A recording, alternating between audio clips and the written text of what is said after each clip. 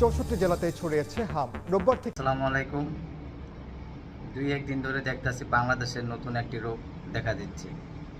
অনেক বাচ্চা মারা যাচ্ছে, অনেক বাচ্চা আবার হসপিটালে ভর্তি আছে। আচ্ছা ভাই, বাংলাদেশে কি হচ্ছে আমি বুঝি না। গত 4-5 বছর কোনো টিকা দেওয়া হলো না, কেন হলো না? এখন যে লোকগুলো মারা যাচ্ছে এটা দায় কে নেবে? আপনার আমার সকলের বাচ্চা আছে, সবাই এখন আতঙ্কের ভিতরে পড়ে গেছে ভাই। কি বলবো, আমি চিন্তার ভিতরে পড়ে গেছি গা। অন্য বাইরের অঞ্চলে কোনো রাষ্ট্রের সরকার আগে চিন্তা করে যে তার দেশের লোক কীভাবে বাঁচবে, সে চিন্তার আগে করে। আর আমার দেশের সরকার যেই আসুক, জনগণ মরে না বাঁচে তার কোনো খোঁজ নেই। দেখেন এখন অন্য দেশে অনেকে দেখেন আপনি, যুদ্ধ হলে মানুষ মারা যায়, আর আমার দেশের মানুষ যুদ্ধ ছাড়াই লোক মারা যায় প্রত্যেক বছরে। কেন ভাই? দেশের আইন কারণ একটু কঠিন হতে হবে।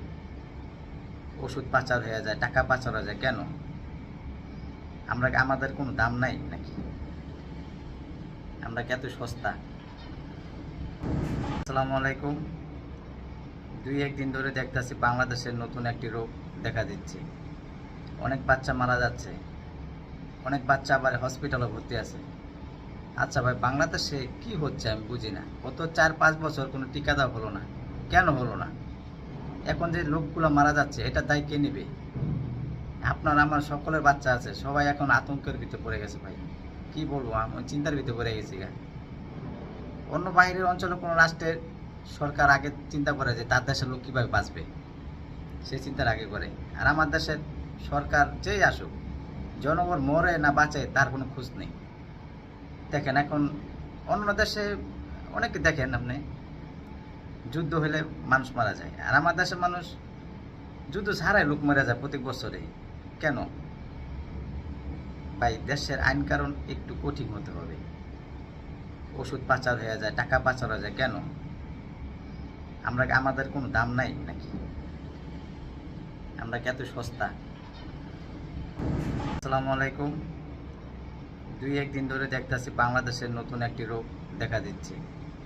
অনেক বাচ্চা মারা যাচ্ছে, অনেক বাচ্চা আবার হসপিটালে ভর্তি আছে। আচ্ছা ভাই, বাংলাদেশে কি হচ্ছে আমি বুঝি না। গত 4-5 বছর কোনো টিকা দেওয়া হলো না, কেন হলো না? এখন যে লোকগুলো মারা যাচ্ছে এটা দায় কে নেবে? আপনার আমার সকলের বাচ্চা আছে, সবাই এখন আতঙ্কের ভিতরে পড়ে গেছে ভাই। কি বলবো, আমি চিন্তার ভিতরে পড়ে গেছি গা।